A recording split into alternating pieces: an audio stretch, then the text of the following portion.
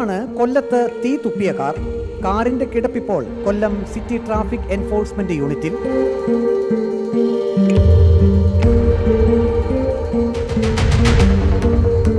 പണം ലക്ഷ്യമാക്കിയാണ് കാറിന്റെ സൈലൻസറിൽ മോഡിഫിക്കേഷൻ വരുത്തിയത്. ചിലവ് 1 ലക്ഷത്തിലധികം രൂപ. റീൽ ഷൂട്ടിനായി പണം വാങ്ങി കാർ വിട്ടു നൽകിയിരുന്നു. ക്യാമ്പസുകളിലെ പരിപാടികൾക്കും കാർ ഉപയോഗിച്ചിരുന്നു.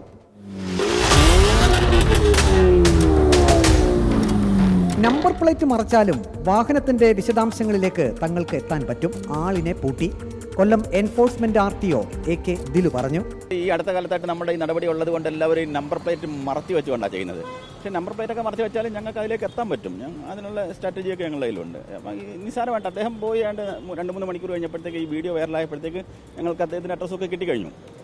കാറുടമ മുഹമ്മദ് ഇർഫാൻ MVDക്ക് മുന്നിൽ ഹാജരായി. തെറ്റ് കാറുടമ സമ്മതിച്ചു. മുഹമ്മദ് ഇർഫാന്റെ ലൈസൻസ് 1 കൊല്ലത്തേക്ക് MVD സസ്പെൻഡ് ചെയ്തു. കാറിന്റെ RC സസ്പെൻഡ് ചെയ്യാനുള്ള നടപടികൾ ആരംഭിച്ചു.